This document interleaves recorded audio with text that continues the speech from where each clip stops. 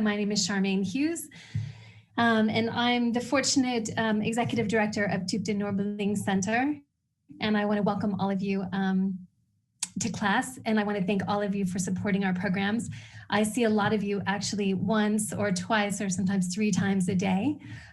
So thank you. We're so glad that you're enjoying our programming and our amazing teachers. And so today is a new series that we started, and it came in part out of a discussion that I had with Venerable Dondrub. I think we were talking about how much we love Lama Yeshe's teachings. He just has a really special particular style, and for a lot of us, his teachings were almost like the door that we walked through to enter the FPMT and to meet Lama Rinpoche, or we heard about him maybe the first time through Venerable Rabina, but he was kind of this wonderful exposure to this tradition that now has 163 centers all around the world, including our center. And we owe it all to Lama Yeshe. So we wanted to highlight his amazing teachings, and luckily Venerable Dondrub also loves his teachings and agreed to do a series on one of my favorite books, When the Chocolate Runs Out. And so I think Venerable Dondrub will be talking about that. And I think in particular, how are we going to still be happy when there's no more chocolate? And obviously, we're then talking about kind of being free from attachment and how we can be a lot happier when we lessen our attachment. So I'm going to let him work on that topic. I'm not going to say anything more. But just for a few of you who don't know Venerable Dondrub, I wanted to tell you just a tiny bit about him. I'm really happy that he is here. He's based in Washington, D.C. And I kind of feel like I want to say, Venerable Dondrub, that you kind of do everything in Washington, D.C. at Greece Madra Center. But I think officially his title is that he's the spiritual program coordinator. I think we're really fortunate to have him leading our 30-minute express meditation during the week. He does a wonderful job. I feel like he's so kind to kind of devote his time and effort to FPMT centers and to students to help inspire them to meditate and to practice Dharma. And so we're thrilled to have him not only as part of our community, but as one of our meditation leaders and our class facilitator. And I think you'll be seeing a lot more of him. If I get my way, you can even see him in person in Santa Fe one day, because we'd love to have him here. So thank you again for teaching. And yeah, and thanks everybody for coming. Hello. It's over to you, Venerable Dondrub. Thank you. Good afternoon, everyone. Let's just go ahead and take maybe just 2 minutes just to kind of create a break in our day between whatever we were doing and before we get started. So just sit comfortably and just watch the breath just for 2 minutes or so, just to settle the mind and sort of get prepared. Tell ourselves that kind of moving into a different mode, a different space. So just try to apprehend whatever sensations arise with the breath, and anything else that arises, just try to gently move the mind back to that sensation.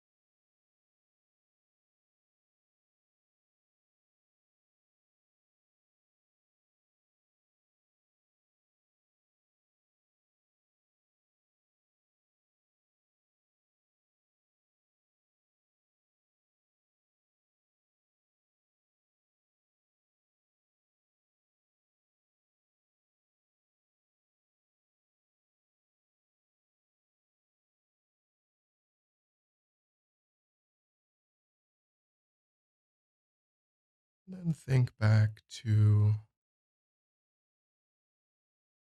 whatever motivation you had when you thought you might show up today, whatever interest you had or curiosity, some genuine desire to create new positive habits or learn something constructive. And think about what it might mean to be successful with that. And thinking about that not only just in terms of our own lives, but how that would allow us to impact all of those around us. If we can learn to work on our own minds, how does that improve our relationships? How does that help us benefit beings that we come into contact with? And of course, if we have some idea of enlightenment, we can assert that motivation, but even just the motivation to find some technique, some tool to work on the mind. Just think of it in a broad, virtuous, more encompassing way, whatever is authentic and realistic for you.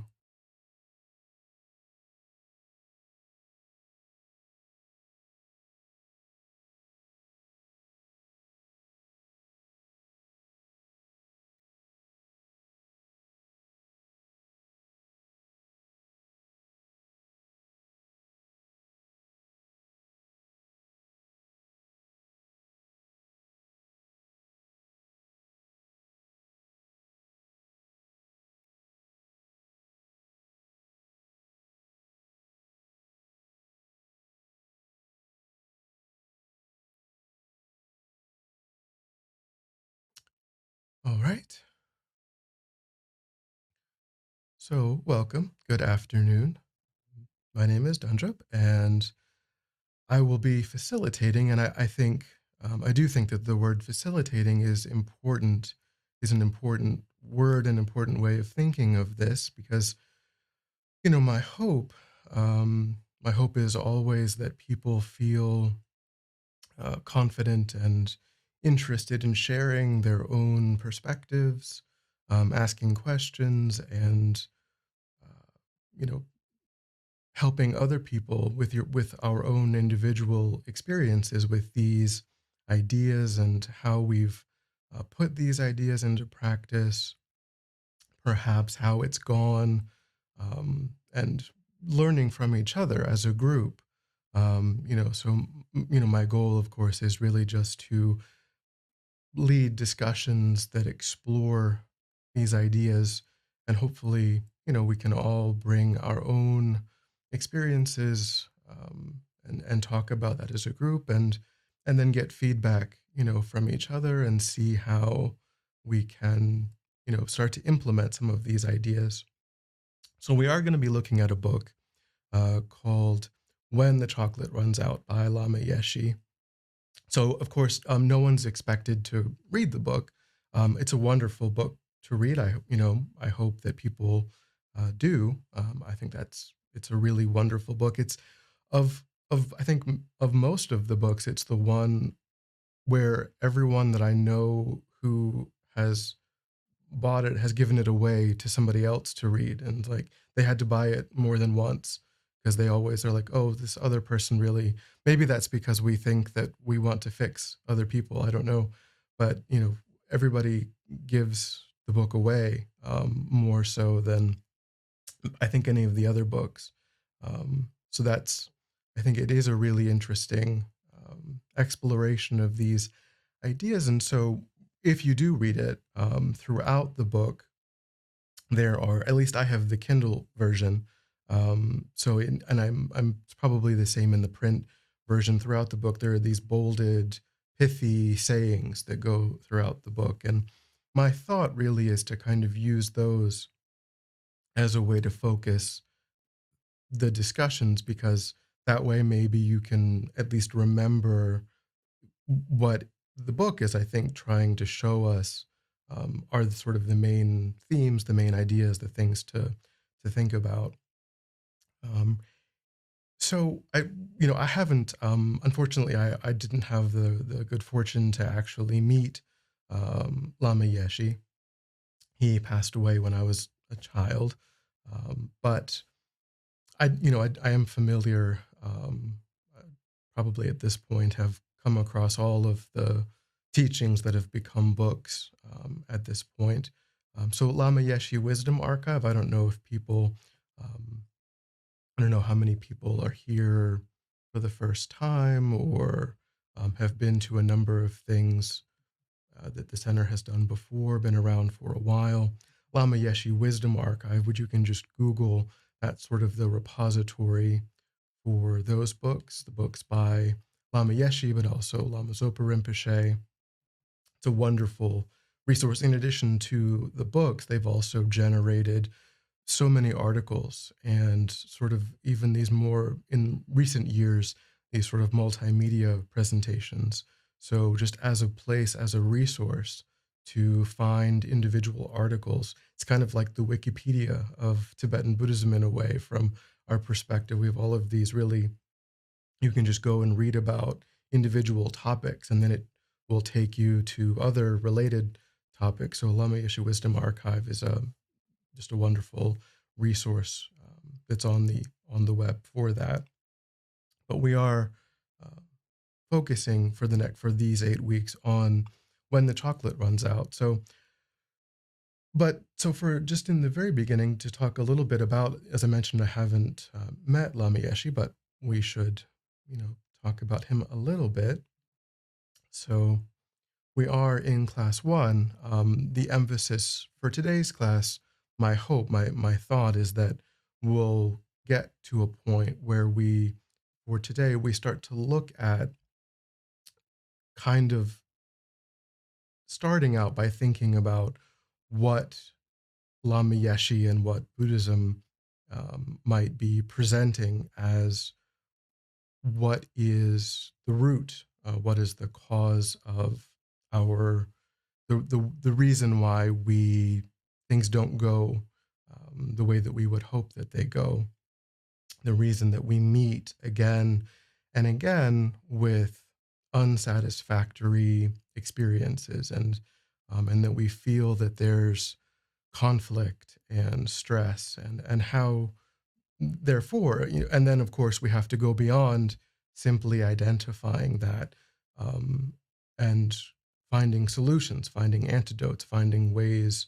of overcoming that. And so, of course, luckily, the good news is that just like with the Four Noble Truths, the Buddha also started with identifying the problem, acknowledging that there are issues, but then it becomes progressively more hopeful, progressively more inspiring and uplifting, in that Buddhism does present us with really concrete trainings, really concrete things that we can start to put into practice. Because for me, one of the most uh, useful or hopeful ideas in Buddhism, of course, there are many, but is to say that the struggles, the difficulties, whatever we may be experiencing at the moment, is really a reflection of perhaps some patterns, some approaches that we are at the moment quite familiar with. But that is just a familiarity. It is just a habit. And that habit or that familiarity may not be serving us in the most constructive, most beneficial way. But the mind is such that over time we can develop new habits, we can develop new familiarities, and then we become different. We actually have the potential to, at a deep core level, begin to embody these different principles.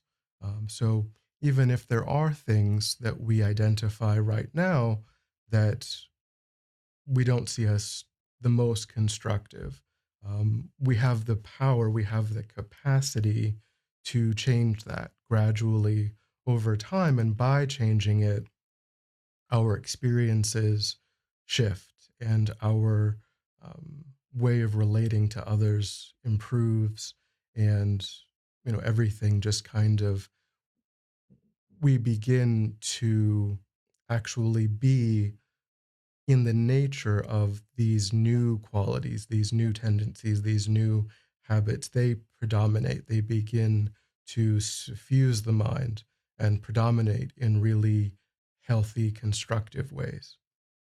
So that to me, um, ultimately, that to me is the core message that Buddhism is presenting us with.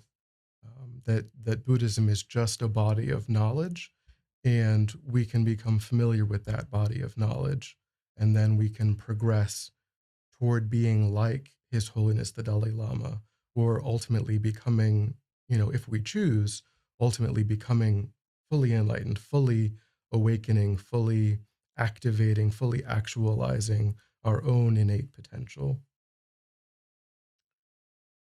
So this is Lama Yeshe. And as Charmaine mentioned, he's the founder of FPMT, the International Organization of Centers and Services and Projects that your center and all of our centers are affiliated with. And here's a little bit of his biography.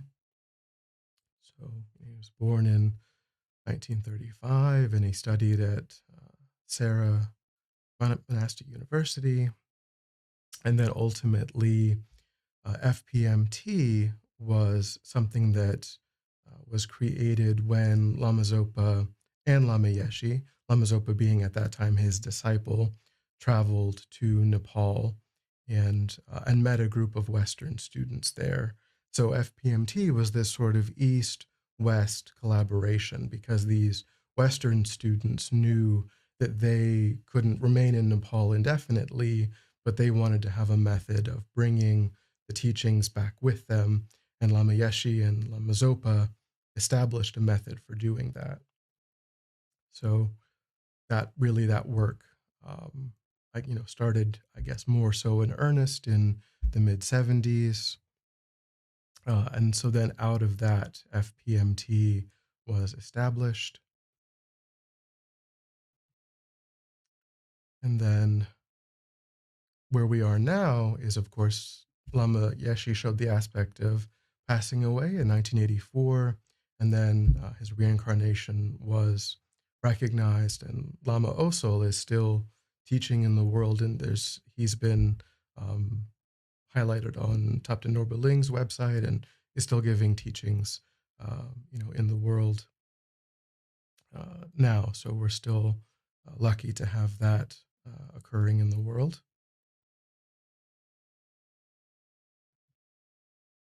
So that's just a little bit about the author, a little bit about Lama Yeshe. So we've got still about 20 people. Venerable Dondrub, Yeah. could you just say like a little bit about how far out he was, like about his language, his message, how like incredible that was? So we'll see. And so, as I mentioned, on Lama Yeshe Wisdom Archive, and there's also a YouTube channel people can find. There are recordings of his teachings, which I also do really recommend people, because then you can actually get a sense of kind of the intensity of that he brought to his actual teachings, the recordings. And as we'll see, he does have this way of inventing kind of these compound words and these new, to really try to wake us up, to really try to find ways of directly communicating in the way that we understand. I think that for Westerners, I think his way of, and Lama Zopa, I mean, of course, Lama Zopa is in the same vein, and is really also quite intense and quite direct.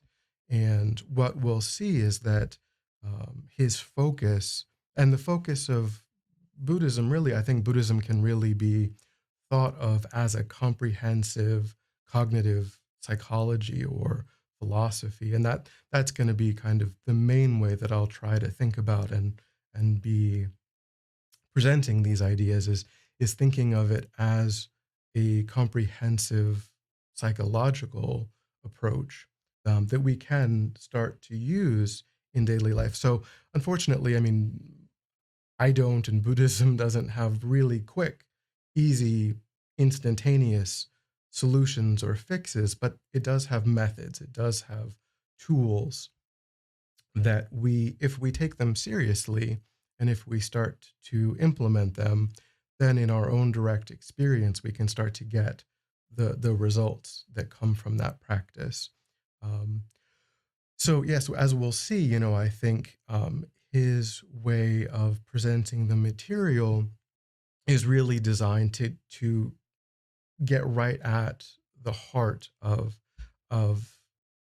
how to look at the mind and how to identify what in the mind is giving rise to difficulty, and then ultimately, what are the antidotes?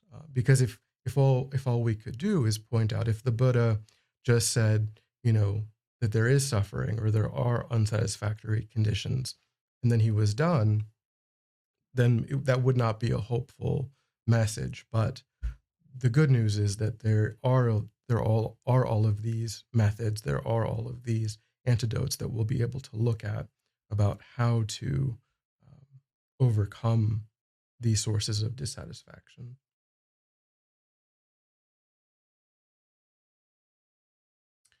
So did anyone, I don't know if anyone is new or if people wanted to kind of talk a little bit about their interests or what they were hoping for or looking for. Anything, if anybody wants to chime in or say anything along those lines.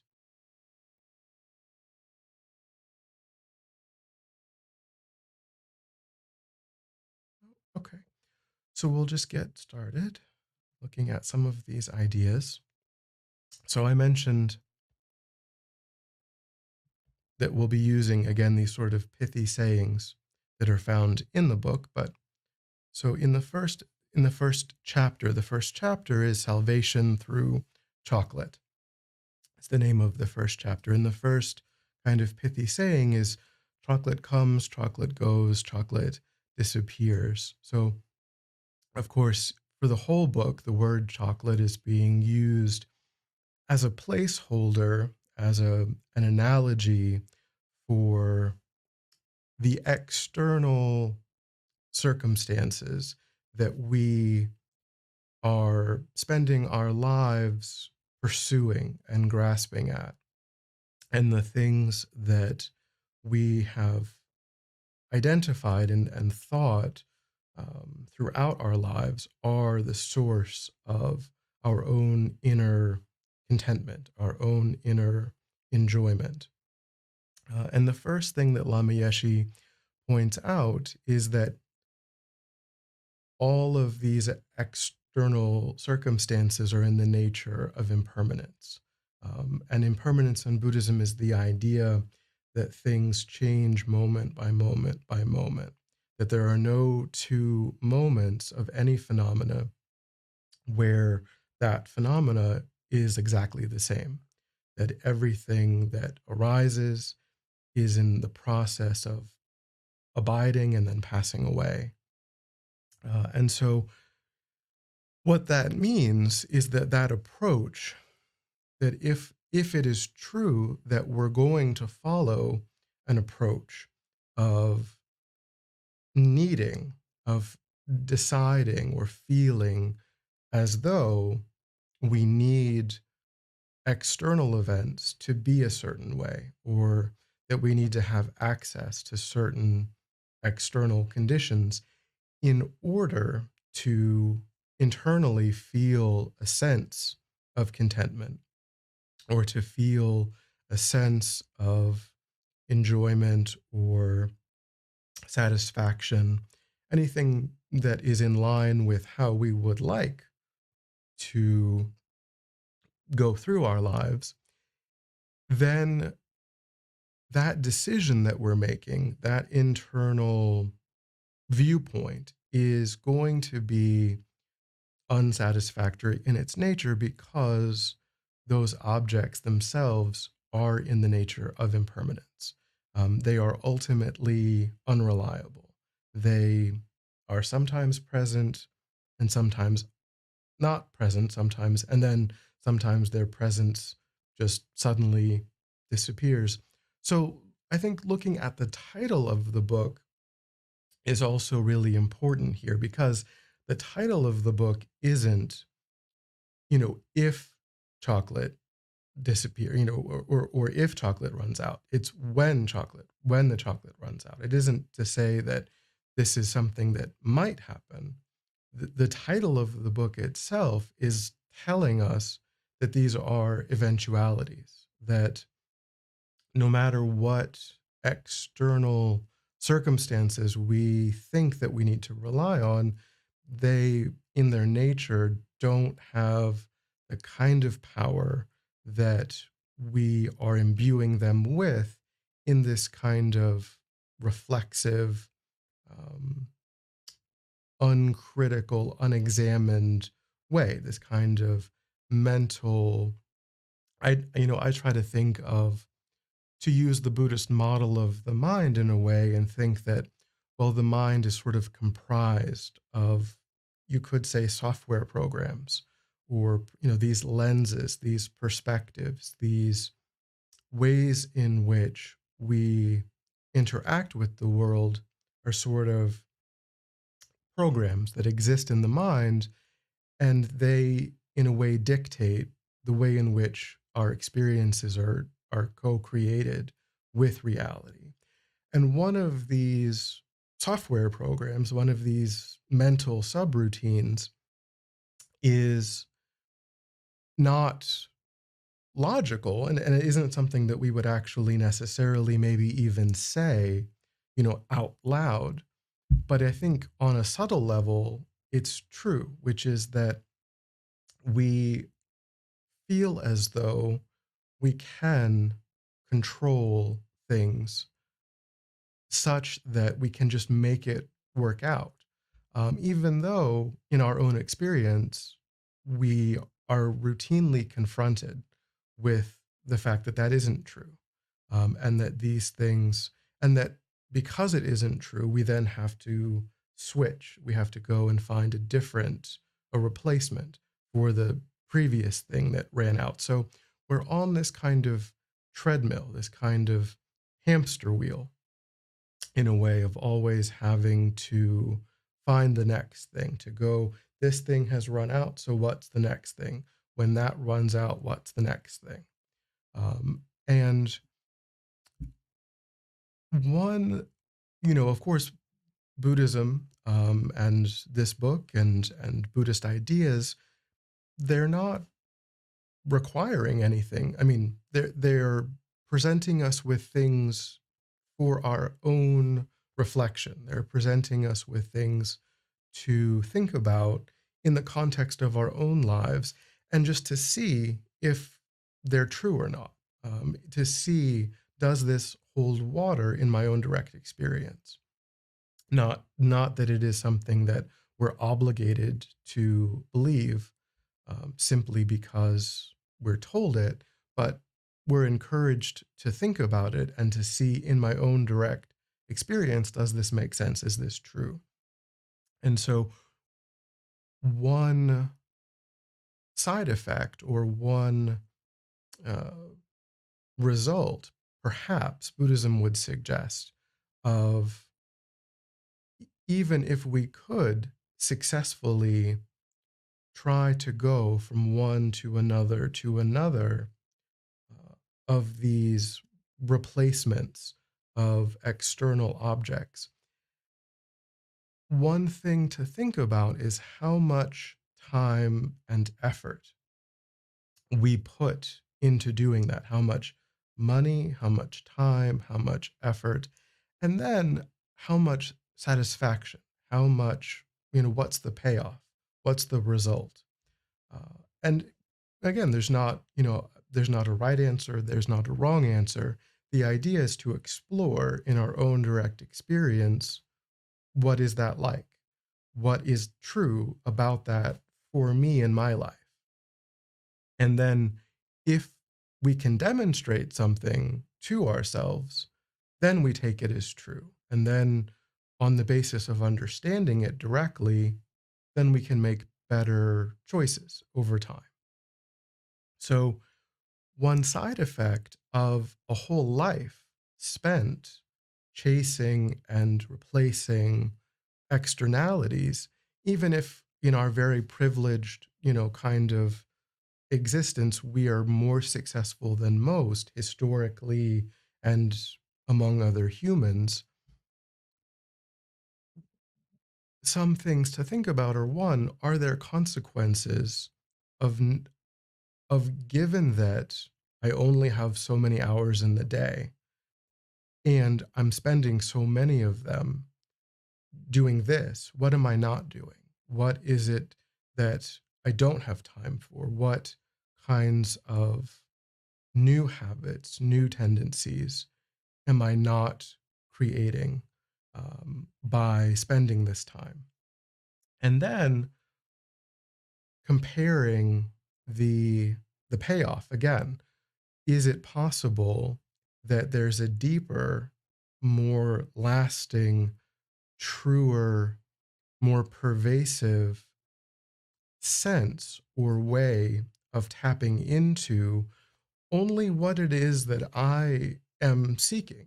I'm not adopting, I deeply want to have less stress, have less anxiety, have better relationships with others, to feel a deeper sense of purpose, to feel a deeper sense of satisfaction. Those are everyone's inherent goals. But what is the methodology that we're using to accomplish that? And is it is there a better payoff um, in how we are going about that? So these are just sorts of introductory ways of trying to frame the issues that we'll be looking at, in order so that perhaps over time we can think about how it is that we make choices, and how we um, how what we want to spend more time doing, or what we want to emphasize to get perhaps more effective or better results. So the next saying in the book is: the sense world alone cannot satisfy the human mind. So here, Lama Yeshe starts to go into psychologically, again, this psychological process that we're talking about, and how um, if the basis of what we are trying to do is to put the primacy on experiencing pleasant feelings, which, of course, as I mentioned, of course, we all want to be free of suffering, and we all want to maximize our inner sense of joy, our inner sense of satisfaction, our inner sense of contentment. And so, are we, what are we starting from? Are we starting from identifying that as pleasant feelings or as something deeper? And I think maybe Lama Yeshe and maybe Buddhism in general suggests that we are in some ways uh, conditioned societally, culturally, to identify that as pleasant feelings, to identify that because that's sort of the easy thing. That's sort of the coarse level of what's possible. Even starting from toddlerhood, our problems are solved with chocolate. Our problems are solved with pleasant feelings. Um, and so, in some way, we have to think about what I want, and then how I'm defining what I want, and then how I'm defining the methodology that I'm using for getting what I want. That's kind of what we're fleshing out here, to a degree, is that if this process starts with, well, what I want is pleasant feelings, then what Lama Yeshe is pointing out is that attachment is going to be a predominant theme that comes up again and again throughout this book. And attachment, for people who may not know, is a very technical word in Buddhism. It is a term of art, you could say. It's a scientific word. And what it means is that the mind observes, again, pleasant feelings, a pleasant aspect to an object.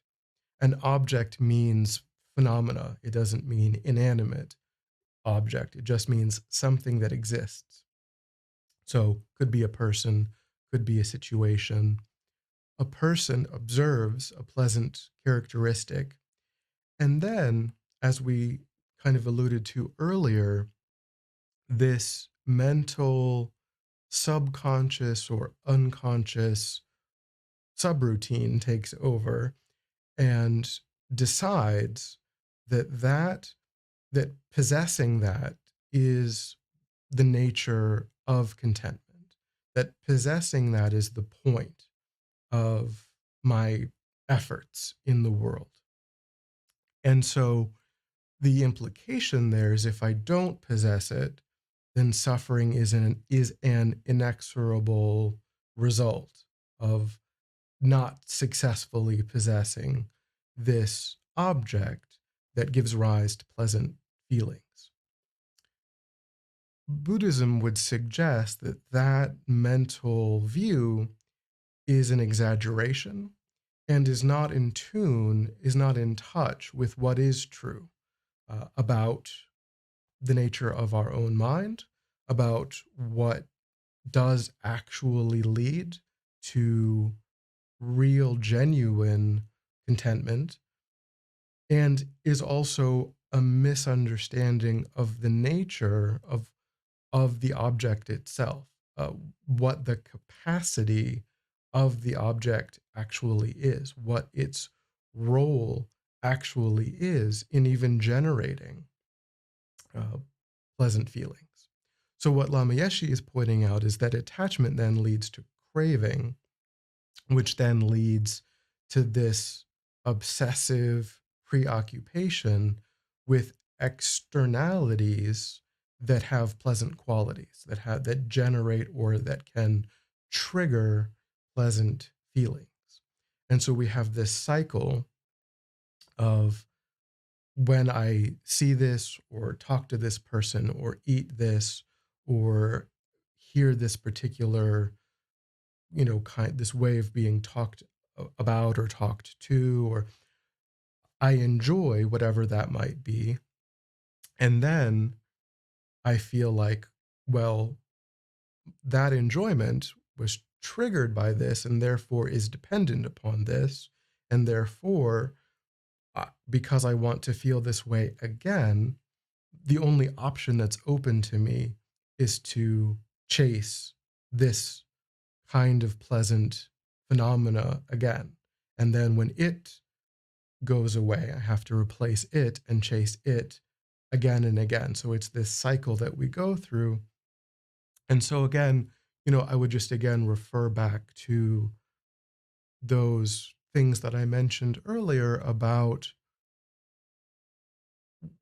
is it true that, you know, that this cycle is the best, is the most effective way of pursuing satisfaction, pursuing contentment, pursuing a sense of purpose, a sense of meaning.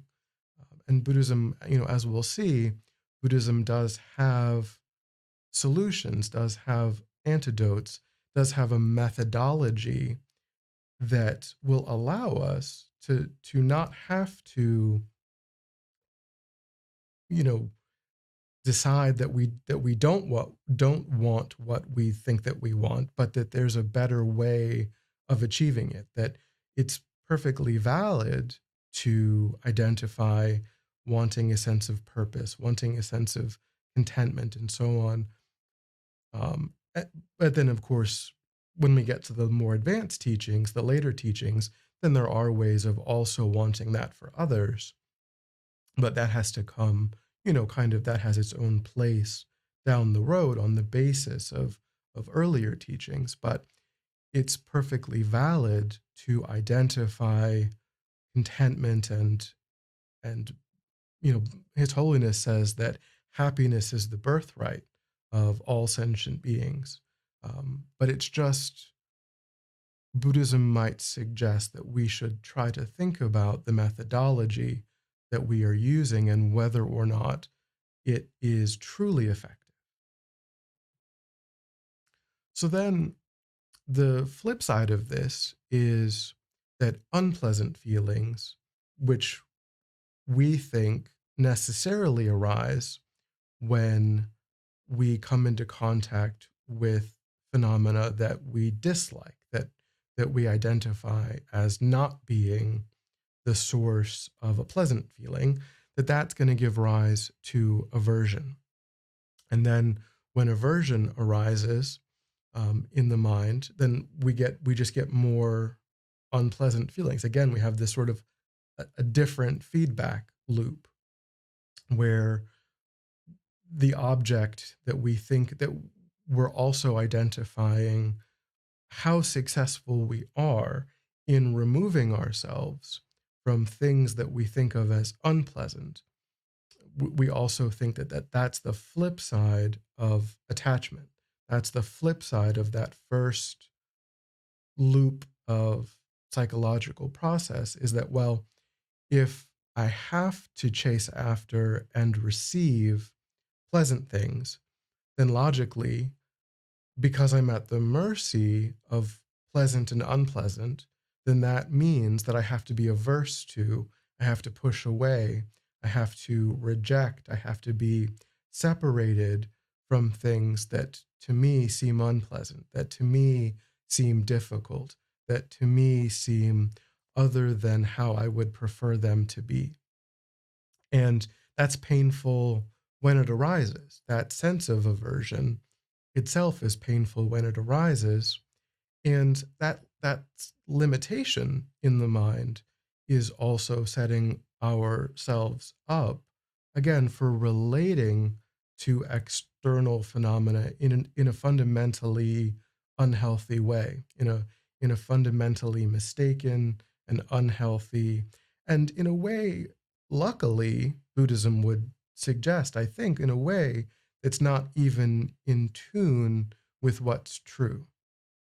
And that's, in a way, that's the good news that Buddhism presents, that ultimately what we want to do, ultimately what we are trying to do, is simply to relate to things in a way that is in tune with reality, in a way that is congruent with what's true.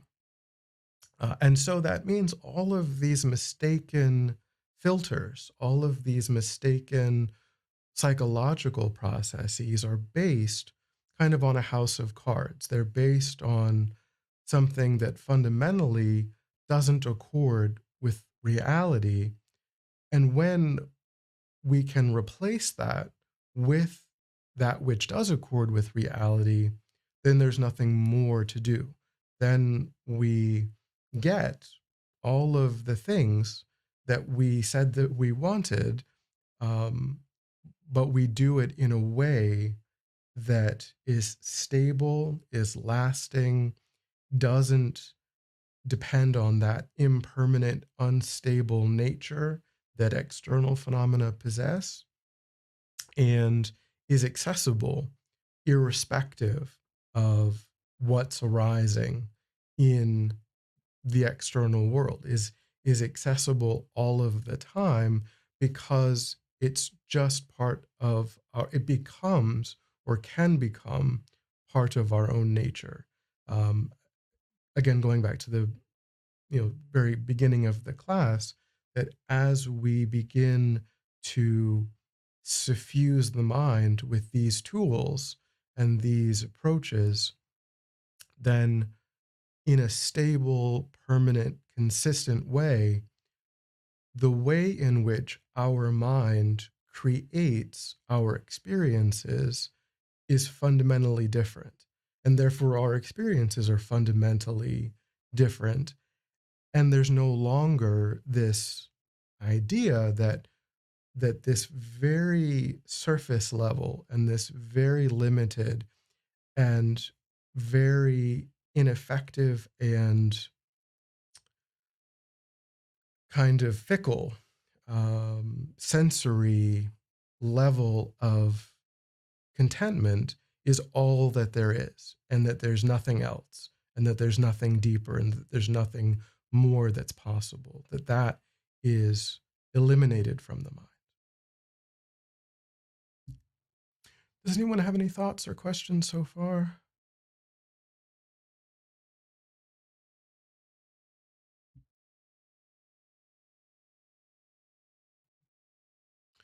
So we've gone through pleasant, unpleasant, and kind of those psychological processes. Then Lama Yeshe will take us through sort of this next category of phenomena, neutral objects.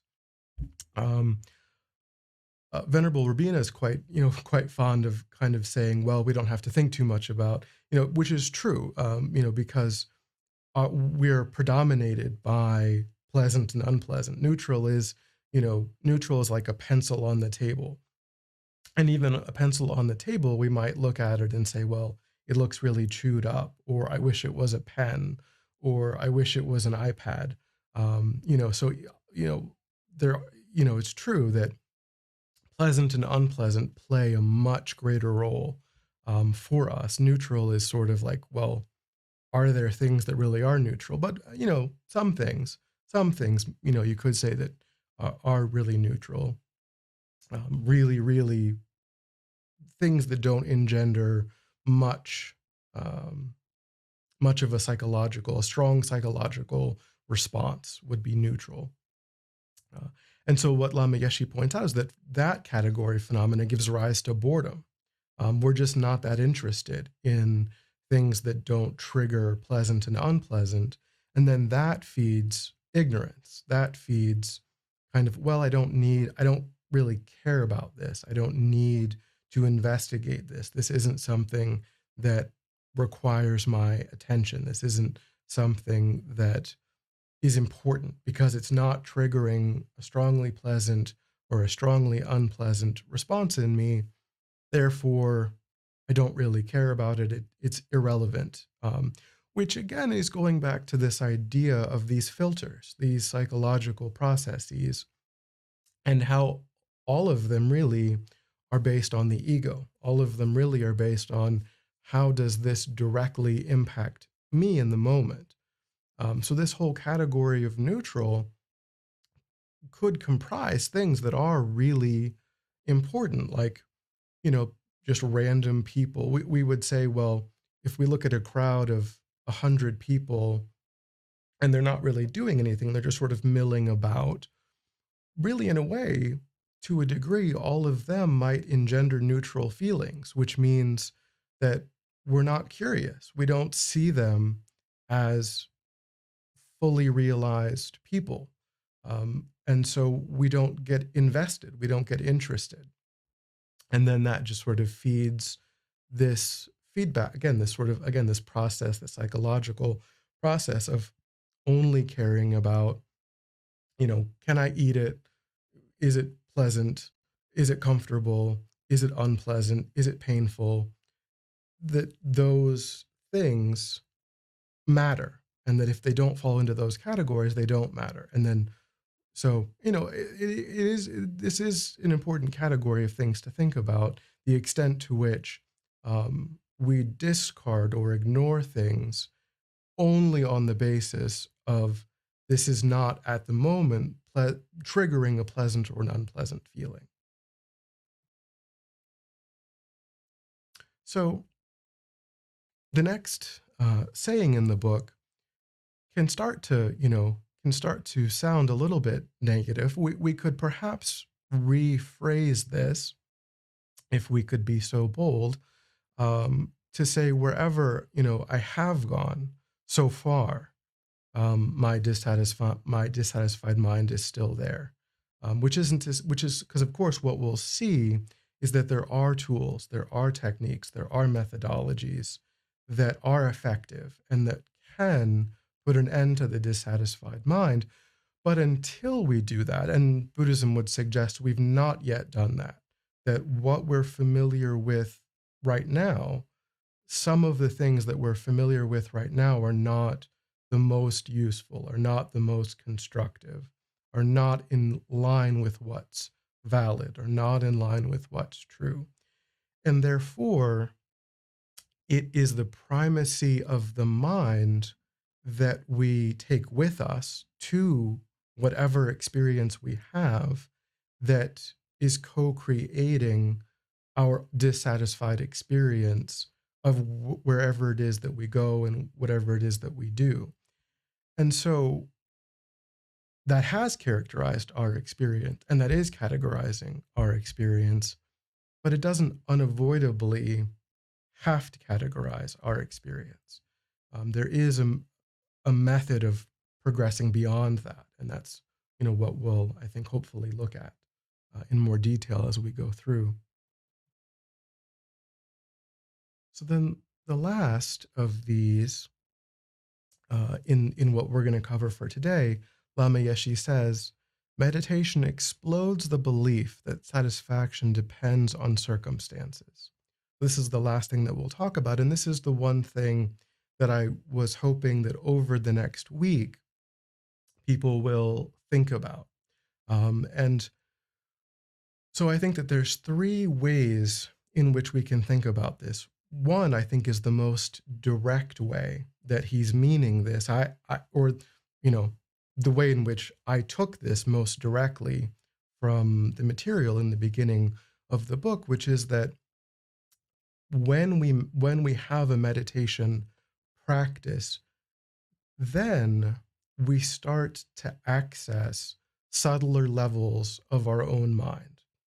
And we start to see that the thoughts and the feelings and the impulses that arise in the mind are not as solid or concrete or important or real or immediate or powerful as they appear to a person who doesn't have that kind of experience.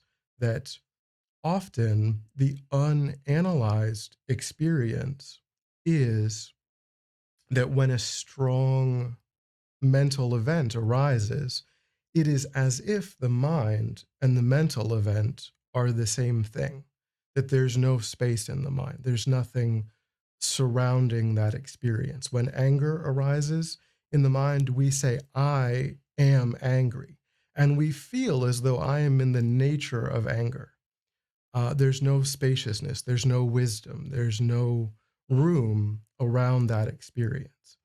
Meditation is something that helps us to, even if it's just a breathing meditation, practice over time, helps us to see by, I think, in two ways. One, by accessing those subtler levels of the mind, and two, by in meditation, noticing distraction and bringing the mind back, noticing distraction, bringing the mind back, seeing how the mind, the things that arise in the mind are not as solid as an unanalyzed way of thinking might relate to them as being. And then the second is that is a little bit is related in the sense that through meditation we develop introspective awareness. And so we see how, and this is again something maybe kind of like as homework for the next week if people are so inclined, to think about times when you have been in either a really good frame of mind, a really stable, constructive, peaceful frame of mind, and the resilience that that brought to, some kind of troubling thing that happened or difficulty that was experienced. And then the flip side of that is when you're in a bad mood, when the mind is suffused with impatience or something along those lines, how that prevents in some ways you from being able to enjoy the company of others, good food, a beautiful day, how that kind of mind is what primarily determines how you experience events in that during the time of that day or that the time of that experience. And then the third related way is that we can, again, through introspective awareness, we can recognize or we can start to recognize when the mind is moving into states that give rise to suffering, states of anger, jealousy, covetousness, ill will, these states of mind that give rise to our own suffering and motivate us to cause suffering for others. And through introspective awareness, then even eventually in the moment, we can apply an antidote. We can apply some other way of thinking using patience or recognizing that this other person has been kind to us in other ways or in previous lives, some kind of mental training, some way of reframing what's happening to, and then we see that when we do that, that suffering experience is diminished. So those are the three ways in which we can, I think, use a meditation practice directly and also use introspective awareness to recognize that the mind is essentially 99.9% of what gives rise to what we experience and not the actual circumstance. And for a Buddha, I'm sure it's 100%, but until then, probably, we have to deal with, not fully being in the enlightened experience, but how we can see that these things, that the belief that satisfaction depends on externality is false. So that's something that I wanted to have people think about. Yes, somebody had. I know that we're just out of time. I know. Untitled Dondrub, are you able to email out a meditation for people, or do you want to send it to me and I could send it out? Sure. Yeah.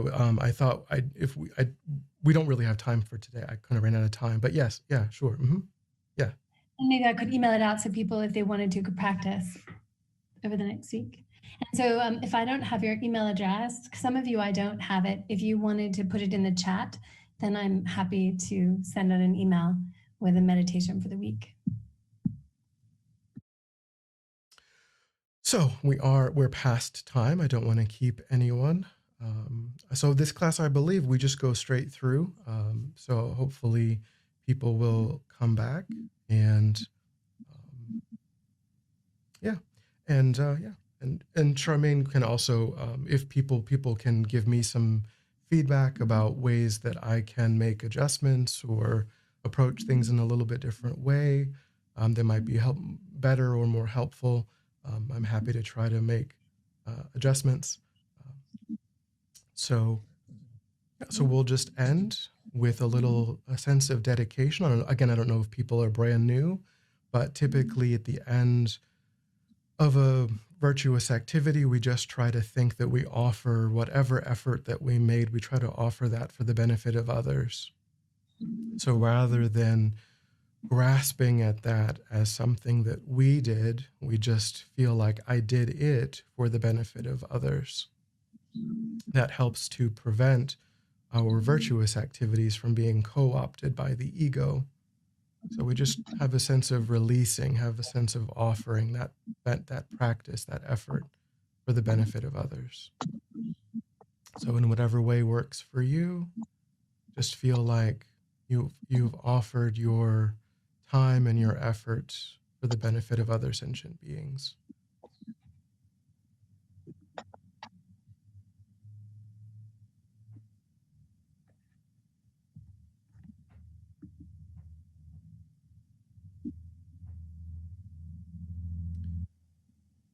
All right. Well, thank you for coming. Thank you for helping me think about these things, and I appreciate everyone's time.